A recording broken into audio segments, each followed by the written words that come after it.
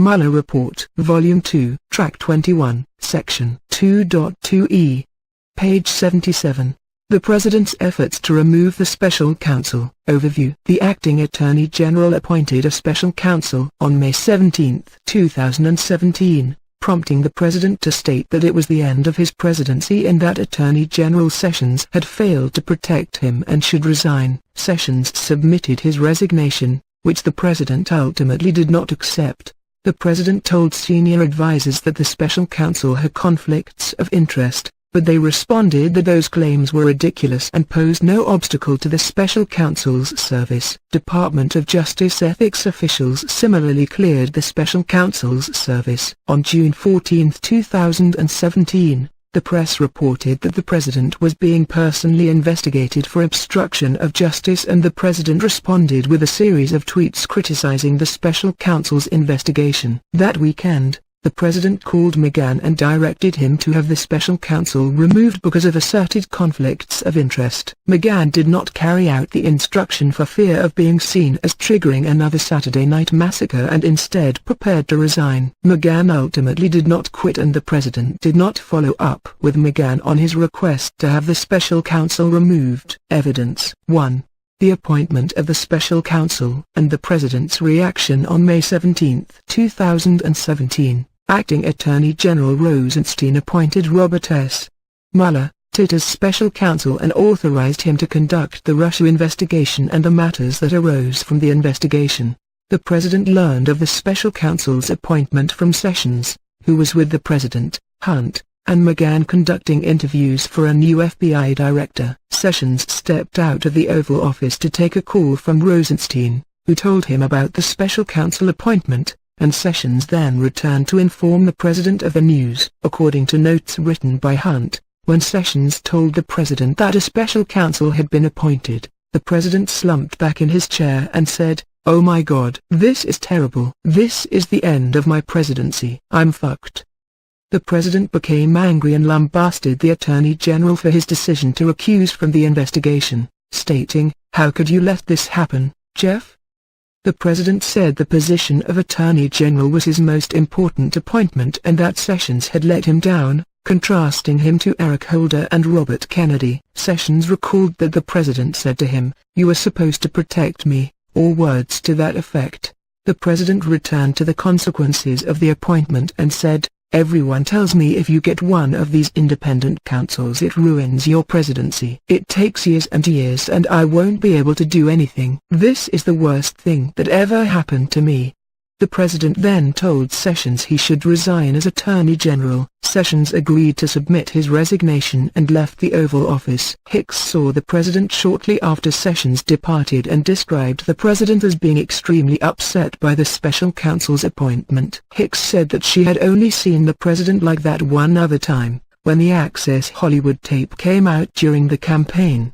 The next day, May 18, 2017, FBI agents delivered to McGahn a preservation notice that discussed an investigation related to Comey's termination and directed the White House to preserve all relevant documents. When he received the letter, McGahn issued a document hold to White House staff and instructed them not to send out any burn bags over the weekend while he sorted things out. Also on May 18, Sessions finalized a resignation letter that stated, "Pursuant to our conversation of yesterday, and at your request, I hereby offer my resignation." Sessions, accompanied by Hunt, brought the letter to the White House and handed it to the President. The President put the resignation letter in his pocket and asked Sessions several times whether he wanted to continue serving as Attorney General. Sessions ultimately told the President he wanted to stay, but it was up to the President.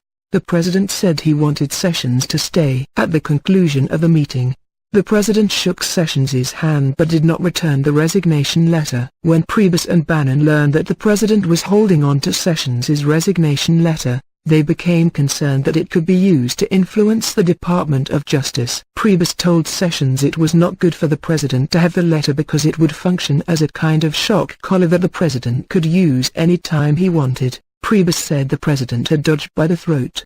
Priebus and Bannon told Sessions they would attempt to get the letter back from the President with a notation that he was not accepting Sessions' resignation. On May 19, 2017, the president left for a trip to the Middle East. Hicks recalled that on the president's flight from Saudi Arabia to Tel Aviv, the president pulled Sessions's resignation letter from his pocket, showed it to a group of senior advisers, and asked them what he should do about it. During the trip, Priebus asked about the resignation letter so he could return it to Sessions.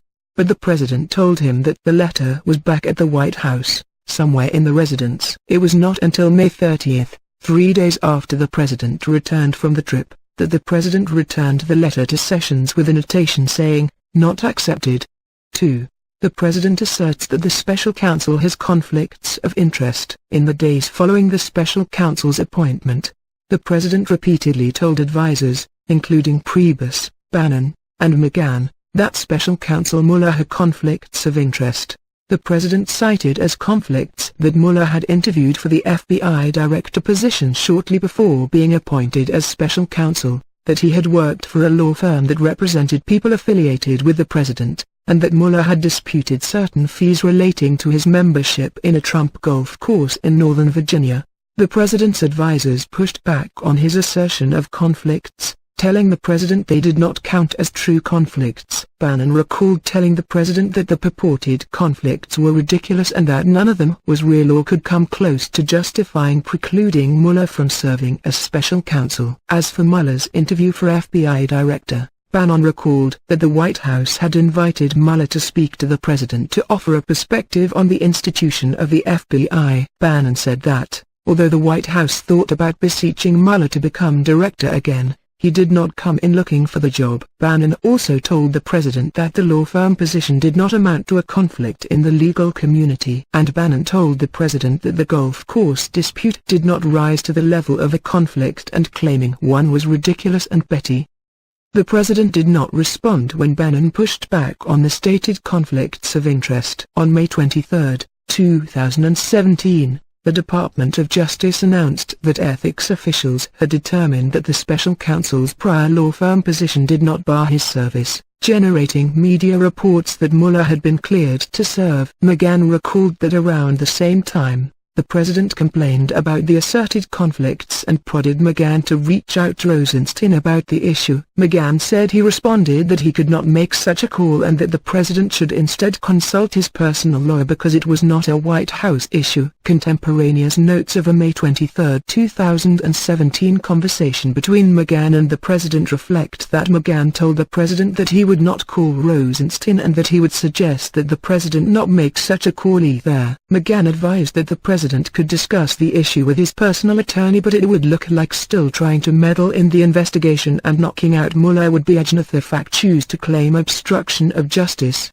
McGahn told the president that his biggest exposure was not his act of firing Comey but his other contacts and calls, and his ask Flynn. By the time McGahn provided this advice to the president, there had been widespread reporting on the president's request for Comey's loyalty, which the president publicly denied, his request that Comey let Flynn go, which the president also denied, and the president's statement to the Russian foreign minister that the termination of Comey had relieved great pressure related to Russia, which the president did not deny. On June 8, 2017, Comey testified before Congress about his interactions with the president before his termination, including the request for loyalty, the request that Comey let Flynn go, and the request that Comey lift the cloud over the presidency caused by the ongoing investigation. Comey's testimony led to a series of news reports about whether the president had obstructed justice. On June 9, 2017, the special counsel's office informed the White House counsel's office that investigators intended to interview intelligence community officials who had allegedly been asked by the president to push back against the Russia investigation. On Monday,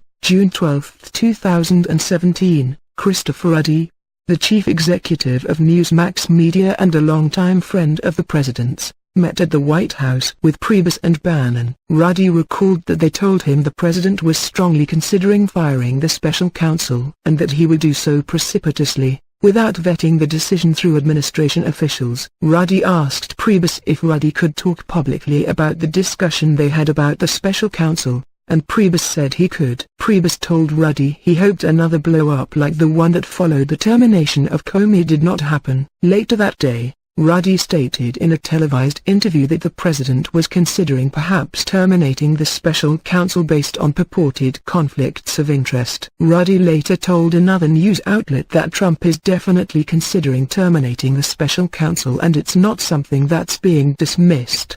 Ruddy's comments led to extensive coverage in the media that the president was considering firing the special counsel. White House officials were unhappy with that press coverage, and Ruddy heard from friends that the president was upset with him. On June 13, 2017, Sanders asked the president for guidance on how to respond to press inquiries about the possible firing of the special counsel.